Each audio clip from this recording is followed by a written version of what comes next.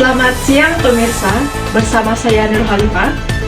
Pemberlakuan adanya tes kemampuan akademik bagi siswa di setiap sekolah tahun 2020.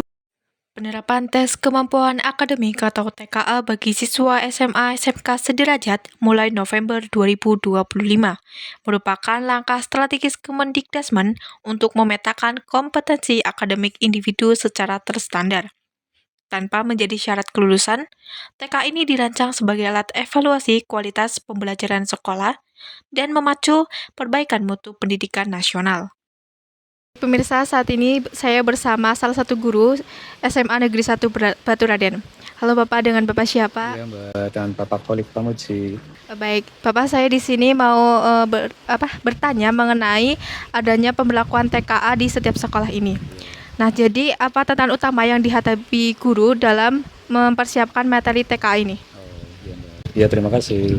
Untuk tantangannya ini sebenarnya banyak ya Mbak ya, saya ambil beberapa saja. Yang pertama itu keterbatasan akses soal, contoh yang berkualitas. Yang kedua, kurangnya pelatihan guru tentang penyusunan soal yang hots. Terus yang ketiga, keterbatasan pemahaman terhadap format ujian TK terbaru. Dan yang keempat, minimnya pelatihan khusus untuk TK, Saintek, dan Sosum. Ya, paling itu. Yang kedua itu bagaimana TKA membantu siswa mengidentifikasi kekuatan dan kelemahan akademik mereka untuk perbaikan diri mereka. Ya baik Mbak. Yang pertama menyediakan bank soal. Yang kedua pelatihan guru yang konsisten. Yang ketiga integrasi TKA dengan kurikulum. Yang keempat penguatan fasilitas sekolah. Dan yang kelima mendorong kolaborasi dan komunitas belajar guru. Baik, jadi selanjutnya apa saran Bapak untuk pemerintah agar pembelakuan TKA ini lebih efektif dalam peningkatan pendidikan yang ada di Indonesia ini? Ya, yang pertama memberikan gambaran yang objektif tentang kemampuan penalaran. Yang kedua memberi umpan balik. Yang ketiga mengungkap kesulitan yang tidak tampak di kelas. Yang keempat mendorong refleksi belajar. Yang kelima membantu menentukan strategi belajar. Yang keenam menjadi dasar untuk merancang target akademik. Ya, itu. Baik Bapak, terima kasih untuk waktunya. Terima kasih Pak.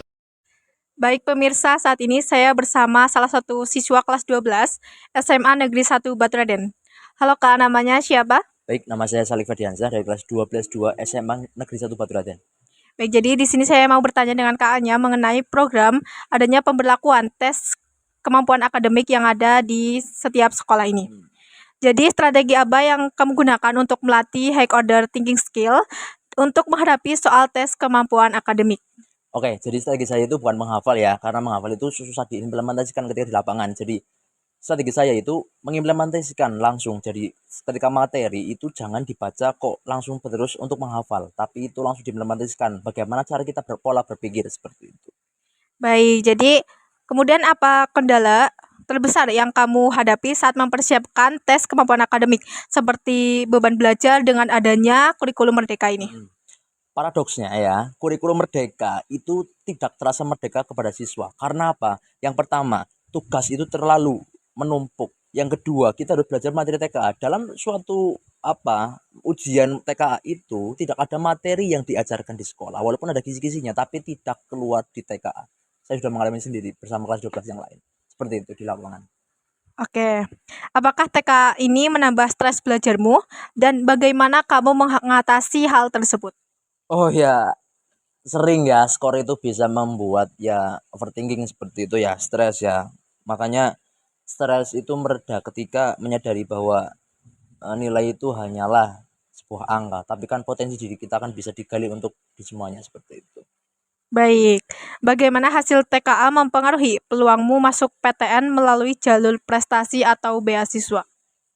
Tentu sekarang itu sangat berpengaruh ya, karena TK itu ya salah satunya untuk seleksi untuk PTN-nya nanti seperti itu. Apa ya?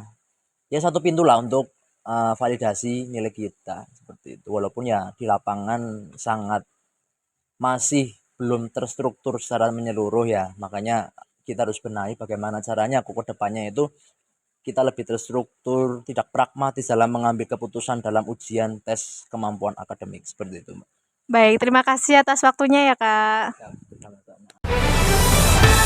Hasil dari TKH ini berfungsi sebagai bukti kemampuan akademik saat melamar kerja ataupun kuliah, sekaligus mendorong motivasi para siswa.